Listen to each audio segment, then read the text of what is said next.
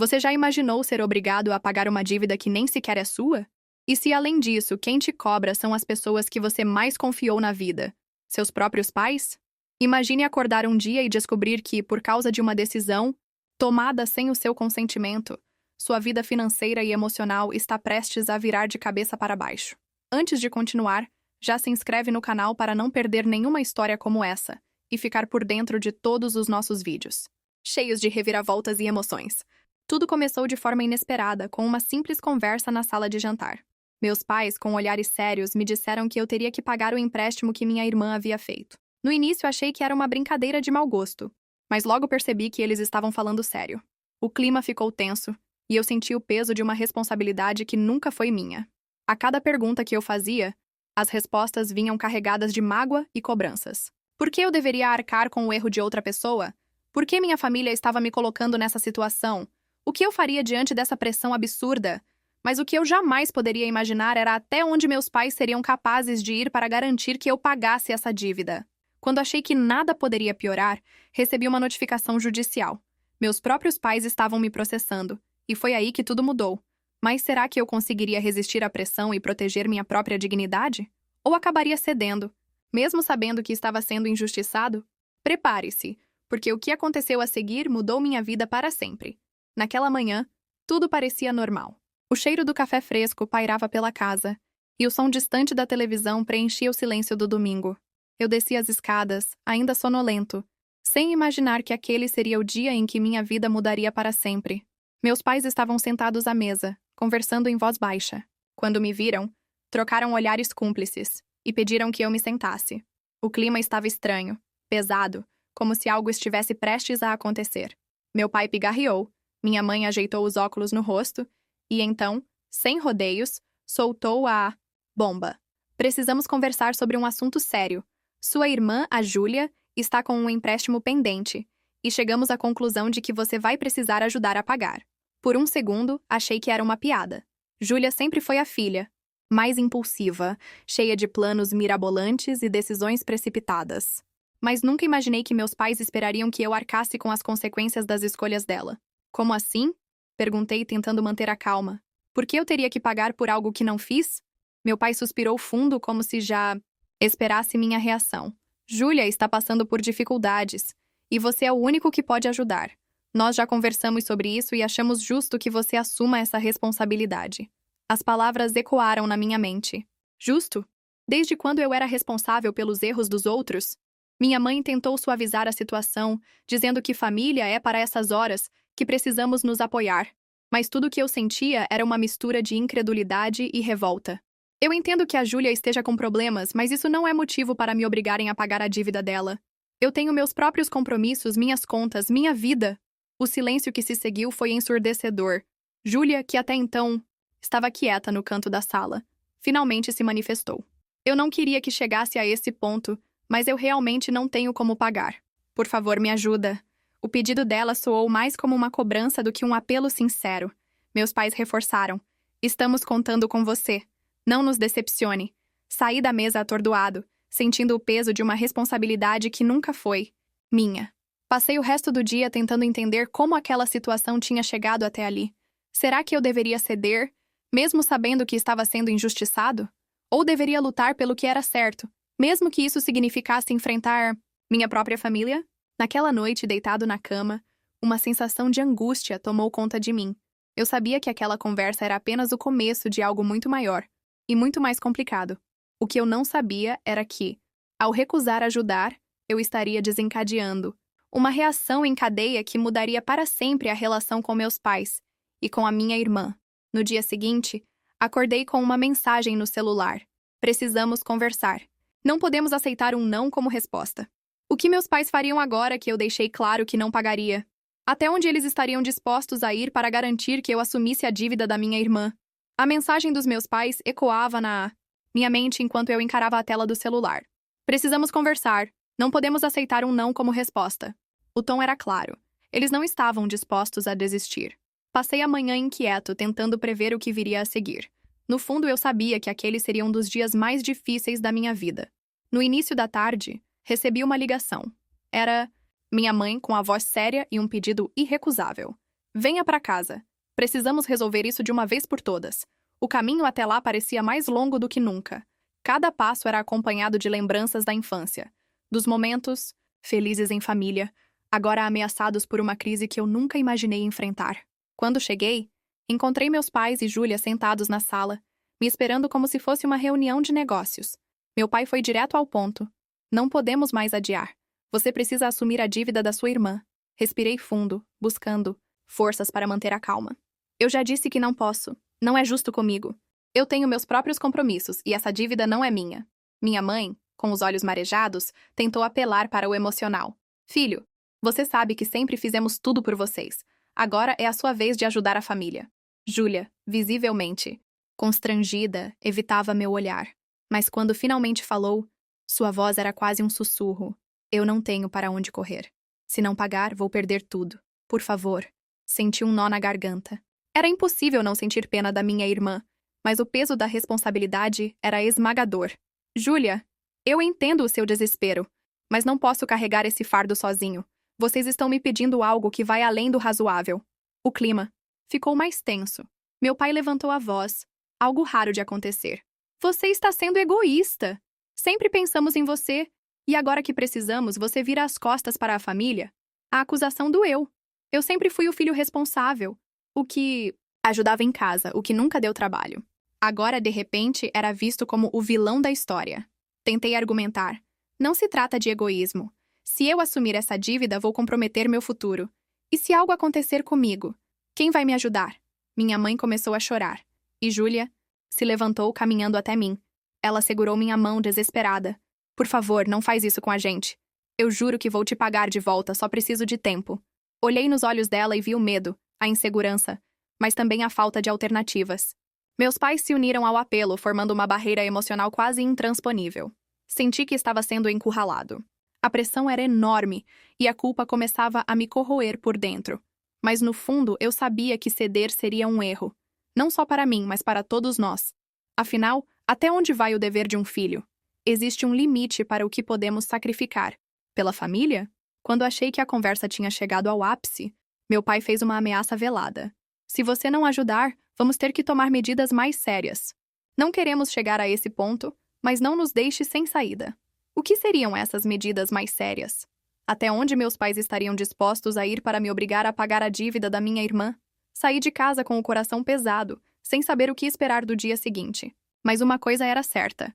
A batalha estava apenas começando, e eu teria que me preparar para enfrentar não só a pressão emocional, mas também as consequências de desafiar minha própria família. Naquela noite, recebi uma ligação de um número desconhecido. Atendi, e do outro lado da linha, uma voz fria e formal disse: Boa noite. Aqui é do escritório de advocacia Silva em Ramos. Gostaríamos de agendar uma conversa sobre uma possível ação judicial envolvendo sua família. Que meus pais estavam planejando? Seriam mesmo capazes de me processar para garantir que eu pagasse a dívida da minha irmã? A ligação do escritório de advocacia ficou martelando na minha cabeça durante toda a noite. Eu mal consegui dormir, imaginando o que meus pais poderiam estar planejando. A ideia de ser processado pela própria família parecia absurda. Mas, ao mesmo tempo, tudo estava tão fora do controle que já não duvidava de mais nada. Na manhã seguinte, recebi uma mensagem da minha mãe. Por favor, pense com carinho. Não queremos brigar, só queremos resolver isso em família. O tom era conciliador, mas eu sabia que por trás das palavras suaves havia uma pressão crescente. Meus pais começaram a me ligar várias vezes ao dia. Minha mãe chorava ao telefone, dizendo que não sabia mais o que fazer, que estava decepcionada. Comigo. Meu pai, por outro lado, alternava entre tentativas de diálogo e ameaças veladas, deixando claro que não desistiriam facilmente. Júlia também entrou na onda. Mandava mensagens longas, dizendo que a culpa era toda dela, mas que não. Tinha outra saída. Ela me lembrava de momentos da nossa infância, das vezes em que eu a protegi, dos segredos que compartilhamos. Era impossível não se abalar, mas eu precisava ser forte. No trabalho, minha concentração desapareceu. Meus colegas notaram meu estado e perguntaram se estava tudo bem, mas eu não conseguia explicar. Como dizer que meus próprios pais estavam me pressionando a assumir uma dívida gigantesca sob ameaça de processo judicial? Era constrangedor demais. Em casa, o clima era ainda pior. Os telefonemas aumentaram, agora com parentes distantes se envolvendo. Minha tia ligou dizendo que eu estava sendo insensível. Que família é para essas horas? Meu avô, normalmente neutro, me mandou uma mensagem curta. Ajude sua irmã. Ela faria o mesmo por você. Senti o cerco se fechando. Era como se todos tivessem se unido para me convencer, ignorando completamente meus motivos. A sensação de isolamento era sufocante. Comecei a duvidar de mim mesmo. Será que eu estava sendo egoísta? Será que deveria ceder, mesmo sabendo que era injusto? Numa noite, enquanto tentava relaxar assistindo TV, meu pai apareceu na minha casa sem avisar. Ele entrou, sentou-se no sofá e me encarou com um olhar duro. Filho, você está nos obrigando a tomar uma decisão difícil. Não queremos brigar com você, mas não podemos aceitar sua recusa. Tentei argumentar, explicar meu lado, mas ele não quis ouvir. Se você não ajudar, vamos mesmo ter que te processar. Não é isso que queremos, mas não temos escolha. A palavra processar ecoou na sala. Era como se um abismo se abrisse entre nós. Meu pai se levantou, colocou a mão no meu ombro e disse: pense bem, você ainda pode evitar isso. Quando ele saiu, fiquei parado, olhando para a porta fechada. Senti um misto de raiva, tristeza e impotência. Como chegamos a esse ponto? O que mais eles seriam capazes de fazer para me obrigar a ceder?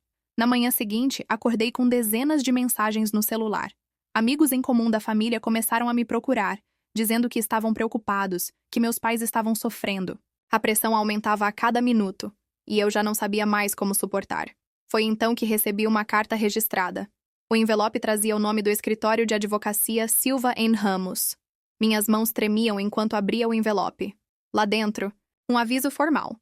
Caso não haja acordo amigável, daremos entrada no processo judicial em até 48 horas. O tempo estava se esgotando. Eu precisava tomar uma decisão, ceder à pressão e pagar a dívida da minha irmã, ou enfrentar a possibilidade de um processo judicial movido pelos meus próprios pais. Mas, antes que eu pudesse decidir, recebi uma ligação urgente da Júlia. Ela chorava, desesperada, dizendo que algo muito grave tinha acontecido e que eu precisava ir até a casa dos meus pais imediatamente. O que teria acontecido? Seria mais uma tentativa de me convencer ou algo realmente grave havia ocorrido? Corri para a casa dos meus pais, o coração disparado, sem saber o que esperar. A ligação da Júlia, cheia de desespero, ainda ecoava na minha mente. Será que algo realmente grave tinha acontecido? Ou seria mais uma manobra emocional para me fazer ceder? Ao chegar, encontrei a porta aberta. Entrei apressado e vi Júlia sentada no sofá, com o rosto inchado de tanto chorar. Meus pais estavam ao lado dela, visivelmente abalados. Por um instante temi pelo pior. O que aconteceu? Perguntei, tentando controlar o nervosismo. Minha mãe enxugou as lágrimas e apontou para a mesa de centro, onde estavam espalhados vários papéis, extratos bancários, notificações de cobrança, cartas ameaçadoras de credores. Júlia, com a voz embargada, explicou. Eles vieram aqui hoje cedo. Disseram que, se eu não pagar, vão tomar o carro, os móveis, tudo. Eu não sabia que estava tão ruim. Achei que conseguiria dar um jeito, mas agora... Eu não sei mais o que fazer. Meu pai, mais calmo do que nas últimas conversas, tentou apelar para a minha compaixão. Filho, nós só queremos proteger a Júlia.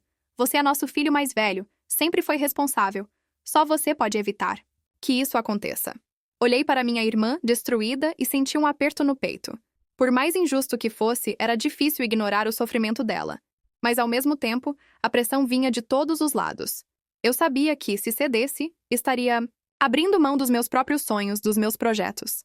E pior, estaria ensinando à minha família que poderiam sempre contar comigo para resolver qualquer problema, mesmo que não fosse minha responsabilidade.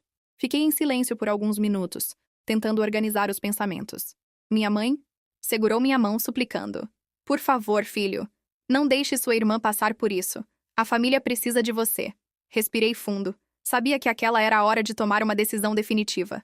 Olhei para todos, tentando manter a voz firme. Eu entendo o desespero de vocês, mas não posso assumir essa dívida. Não é justo comigo, nem com vocês. Se eu fizer isso agora, da próxima vez será ainda pior.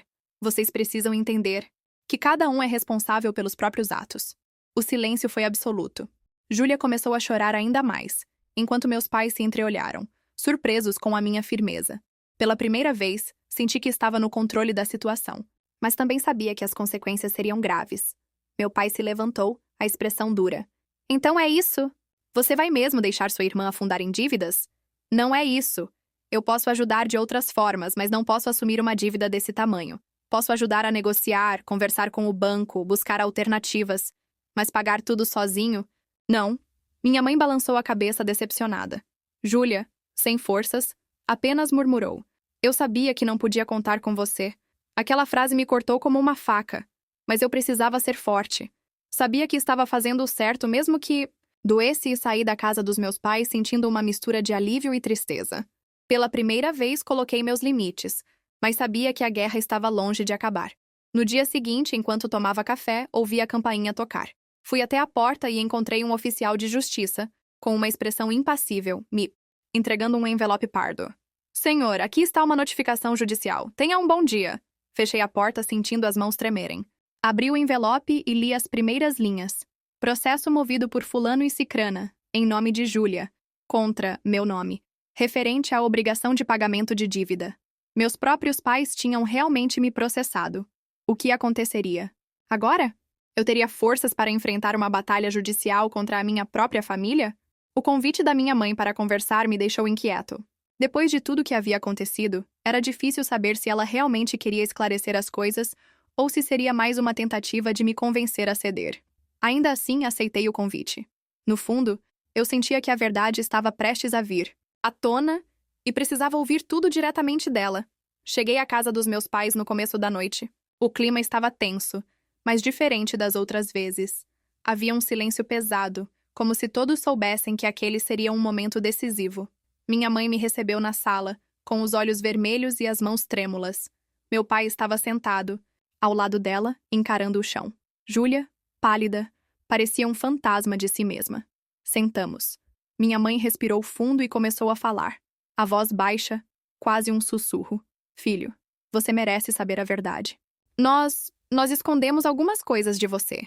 Não foi certo, mas achamos que era o melhor para proteger a Júlia. Olhei para a Júlia, que desviou o olhar. Meu pai continuou, a voz embargada. A dívida não era só dela. Ela fez um empréstimo. Para ajudar um amigo. Ele prometeu que pagaria, mas sumiu. Quando percebemos, já era tarde demais. O choque foi imediato, mesmo já desconfiando depois da conversa com Marcos. Por que vocês esconderam isso de mim? Por que me fizeram acreditar que a culpa era só da Júlia? Ou minha? Minha mãe começou a chorar. Tínhamos medo de que você não entendesse. Achamos que se disséssemos que era só a Júlia, você teria mais compaixão, mais vontade de ajudar. Não queríamos expor ela para toda a família nem para você. Júlia, finalmente falou, a voz fraca. Eu estava desesperada. Achei que estava ajudando alguém que precisava, mas fui enganada. Quando tudo desmoronou, não tive coragem de contar a verdade. Meus pais só queriam me proteger, mas acabaram te colocando no meio disso tudo. A raiva e a tristeza se misturaram dentro de mim. Vocês me colocaram contra a parede, me pressionaram, envolveram toda a família. Tudo baseado em uma mentira. Vocês têm noção do que fizeram comigo? Meu pai tentou se justificar. Achamos que era o melhor. Não queríamos que você se afastasse, mas agora vemos que erramos feio. O silêncio tomou conta da sala. Eu precisava processar tudo aquilo. Por um lado, sentia pena da Júlia. Por outro, a decepção com meus pais era enorme. Eles tinham manipulado toda a situação, destruindo a confiança que eu tinha neles. E agora? Perguntei, tentando manter a calma. Vocês vão contar a verdade para o juiz? Vão assumir a responsabilidade? Minha mãe hesitou, mas assentiu. Vamos. Não podemos mais viver com essa mentira. Vamos falar tudo no tribunal. Júlia me olhou nos olhos. Lágrimas escorrendo pelo rosto. Me desculpa, por favor. Eu nunca quis te prejudicar. Só estava desesperada. Eu sabia que o caminho para o perdão seria longo, mas naquele momento, o mais importante era que a verdade finalmente tinha vindo à tona. Agora, a batalha judicial ganhava um novo rumo. Com as novas informações, meu advogado poderia desmontar a acusação dos meus pais e mostrar que eu nunca deveria ter sido envolvido nesse problema. Naquela noite, ao voltar para casa, senti um peso sair dos meus ombros. Pela primeira vez em semanas, consegui respirar fundo, mas ao mesmo tempo sabia que o pior ainda estava por vir. O julgamento se aproximava, e tudo indicava que novas reviravoltas estavam prestes a acontecer. No dia seguinte, meu advogado me ligou cedo. Recebi uma notificação do tribunal. O juiz marcou a audiência final para daqui a uma semana. Prepare-se. Vai ser um momento decisivo. Mas antes mesmo que eu pudesse me preparar, recebi uma mensagem anônima ainda mais perturbadora. Nem tudo foi revelado. Existem provas de que a dívida foi forjada. Cuidado em quem você confia. O que mais poderia estar escondido? Seria possível que a dívida da Júlia fosse ainda mais complexa do que todos imaginavam? Quem estaria tentando me alertar e por quê? A mensagem anônima me deixou em estado de alerta. Existem provas de que a dívida foi forjada. Cuidado em quem você confia. Aquilo era mais do que uma simples advertência.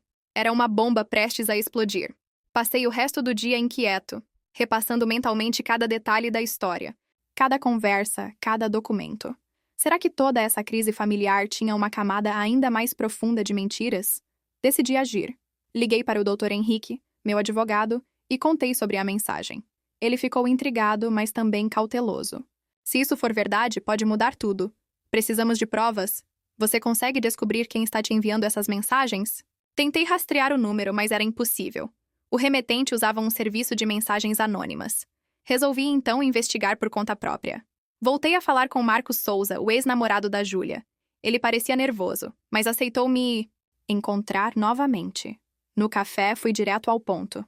Marcos, preciso saber de tudo. Tem algo errado nessa história. Você sabe de mais alguma coisa? Ele hesitou, olhou ao redor e baixou a voz. Olha, eu não queria me envolver, mas... Quando a Júlia fez o empréstimo, ela estava sendo pressionada por um cara chamado Rafael. Ele prometeu investir o dinheiro para ela, mas depois sumiu. Só que, antes de desaparecer, ele deixou uns documentos estranhos com ela. Eu vi, mas não entendi direito. Pareciam contratos falsos com assinaturas diferentes. Meu coração disparou. Contratos falsos? Você sabe onde estão esses documentos? Acho que a Júlia guardou tudo em uma caixa, no fundo do armário dela. Mas ela nunca mais falou sobre isso. Voltei para casa decidido a confrontar minha irmã. Liguei para ela, expliquei o que tinha descoberto e pedi que me encontrasse. Júlia, abalada, aceitou. Nos encontramos na casa dos nossos pais e fui direto ao ponto. Júlia, preciso ver todos os papéis do empréstimo. Agora. Ela hesitou, mas diante da minha insistência, foi até o quarto e trouxe uma caixa de papelão.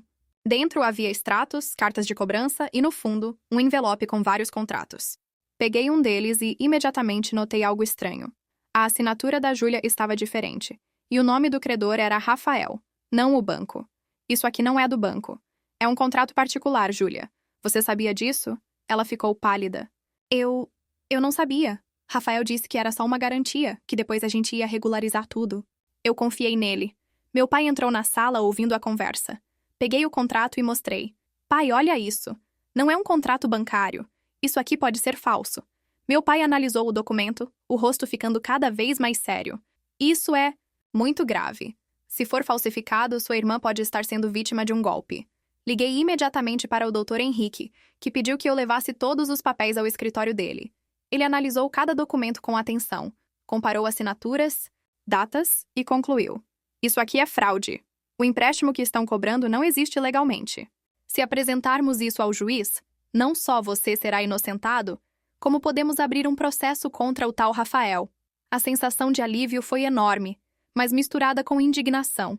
Tudo aquilo, o processo, as brigas, a destruição da nossa família, tinha sido causado por um golpe. Júlia, envergonhada, chorava sem parar.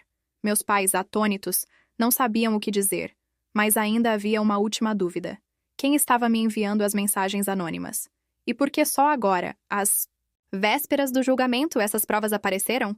Naquela noite recebi mais uma mensagem. Agora você sabe a verdade. Mas cuidado. Rafael não vai desistir tão fácil. O que Rafael poderia fazer? Estaria ele disposto a tudo para não ser desmascarado? E como minha família reagiria ao descobrir que todo o sofrimento foi causado por um golpista? A audiência. Final se aproximava, e eu sabia que o desfecho dessa história seria ainda mais surpreendente do que tudo o que já havia acontecido. A semana que antecedeu a audiência final foi a mais longa da minha vida. Entre idas e vindas ao escritório do Dr. Henrique, reuniões com minha família e noites mal dormidas, a tensão só aumentava. Agora, com a verdade sobre Rafael e os contratos falsos, tudo mudara de perspectiva. Mas ainda restava o medo. O que Rafael poderia fazer para tentar se proteger? E como o juiz reagiria ao descobrir que o processo inteiro era baseado em uma fraude? No dia da audiência, o fórum estava lotado. Meus pais, abatidos, sentaram-se ao lado de Júlia, que mal conseguia levantar os olhos. Meu advogado estava confiante, mas cauteloso. No corredor, senti olhares de curiosidade e julgamento. Parentes, conhecidos, até vizinhos que souberam da história e vieram assistir ao desfecho. Quando o juiz entrou na sala, o silêncio foi absoluto. Ele abriu o processo, revisou os documentos e pediu que a parte autora, meus pais e Júlia, se manifestasse. Meu pai, visivelmente nervoso, tentou explicar a situação, mas a cada frase ficava claro que ele já não tinha certeza de nada. O juiz então se dirigiu a mim e ao doutor. Henrique. A defesa tem algo a acrescentar? Meu advogado se levantou, seguro. Meritíssimo, gostaríamos de apresentar novos documentos que comprovam que a dívida em questão não é legítima. Trata-se de contratos particulares, forjados por um terceiro, Rafael, que induziu a autora ao erro e a fez acreditar que devia ao banco, quando na verdade foi vítima de um golpe. Entregamos as cópias dos contratos, as análises das assinaturas e um laudo pericial preliminar que Henrique conseguiu às pressas, comprovando a falsificação. O juiz folheou os papéis, franzindo o senho. Isso é grave, disse ele. Senhora Júlia, a senhora confirma que assinou esses documentos sem saber que eram falsos? Júlia, chorando, assentiu. Eu só queria ajudar um amigo. Fui enganada. Nunca quis prejudicar ninguém, muito menos meu irmão. O juiz olhou para meus pais, que estavam devastados. Minha mãe, aos prantos, pediu desculpas ao tribunal, a mim e até ao próprio juiz, por ter levado a situação tão longe. O clima era de constrangimento e alívio ao mesmo tempo. O juiz suspendeu a sessão por alguns minutos para analisar os documentos. Enquanto isso, meu advogado cochichou comigo. Se tudo correr como esperamos, você será absolvido de qualquer responsabilidade. E Rafael, se for localizado, poderá responder criminalmente. Quando a audiência recomeçou, o juiz foi direto. Após análise dos documentos e dos depoimentos, fica claro que o réu não possui responsabilidade legal ou moral sobre a dívida apresentada. Recomendo que a parte autora busque seus direitos na esfera criminal contra o verdadeiro responsável. Rafael. Processo encerrado. O alívio foi imediato. Meus pais choraram, abraçados a Júlia, enquanto eu sentia um peso imenso sair das minhas costas. Mas ao sair do fórum, algo inesperado aconteceu. Um homem alto, de boné e óculos escuros, me abordou no estacionamento. Você não devia ter mexido com isso. Ele sussurrou ameaçador. Reconheci imediatamente. Era Rafael. Antes que eu pudesse reagir, ele desapareceu entre os carros. Meu advogado, que viu a cena de longe, me puxou para dentro do prédio e chamou a polícia. Fizemos um boletim de ocorrência e as autoridades prometeram investigar.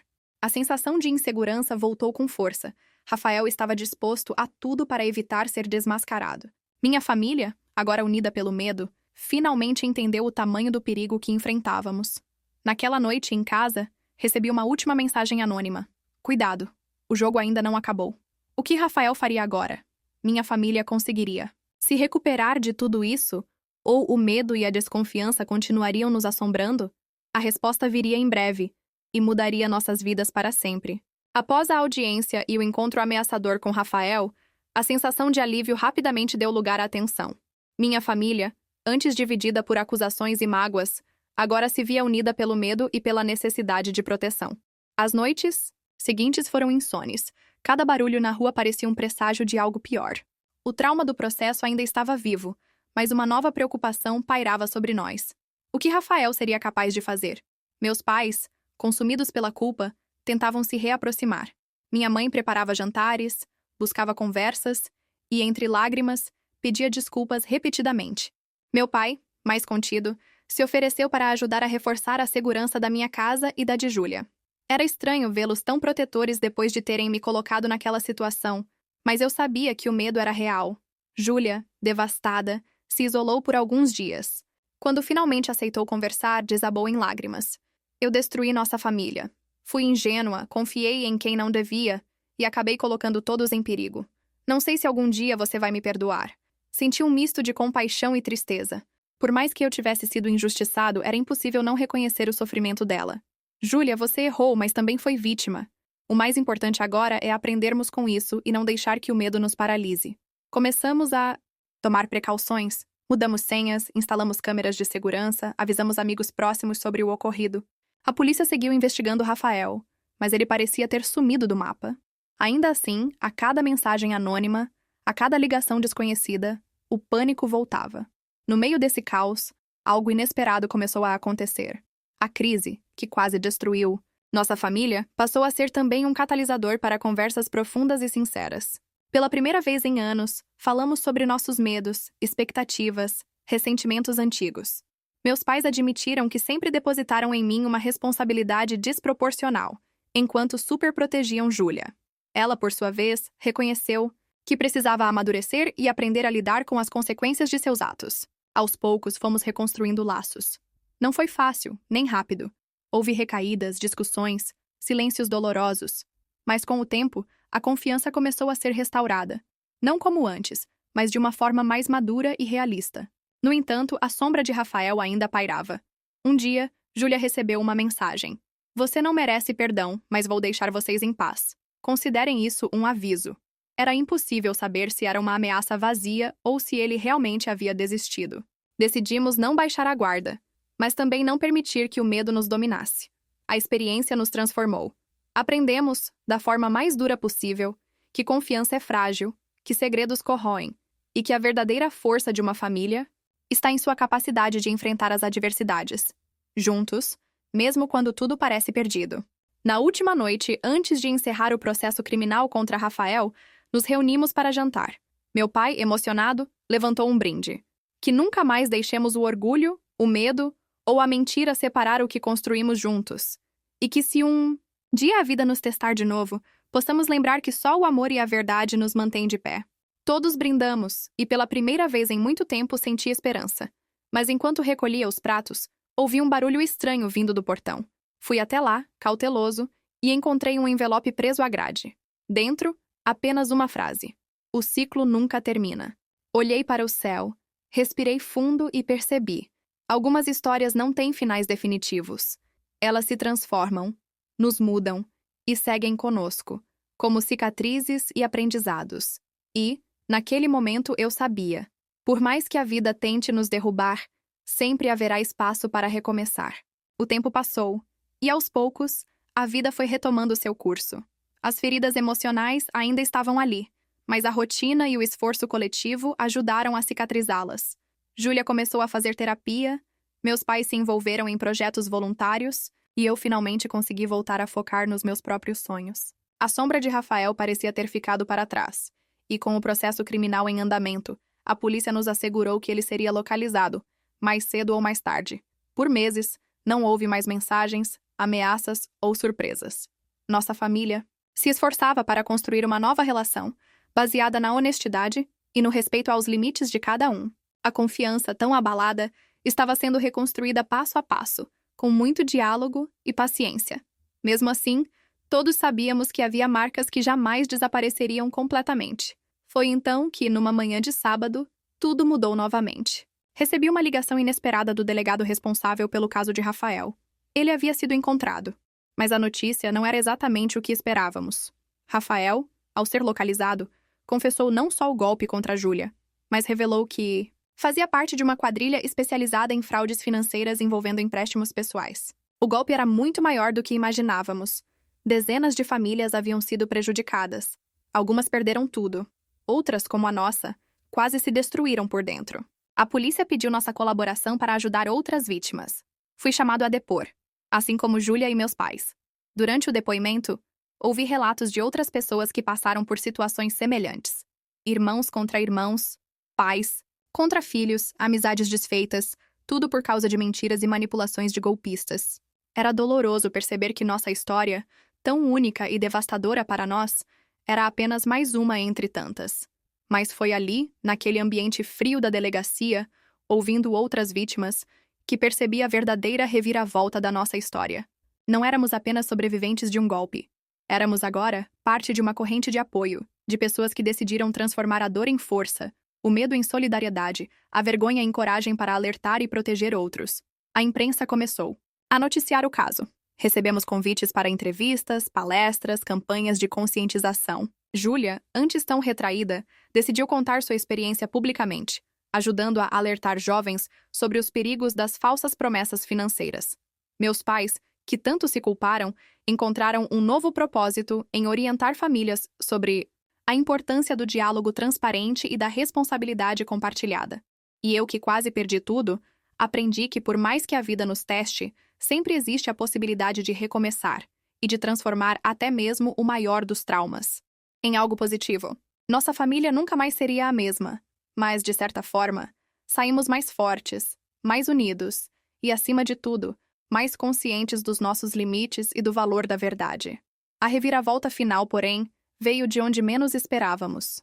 Meses depois, recebemos uma carta anônima, desta vez sem ameaças, apenas com um pedido de desculpas. Era de Rafael. Ele dizia que, ao ver o impacto do golpe em tantas famílias, finalmente entendeu o mal que causou.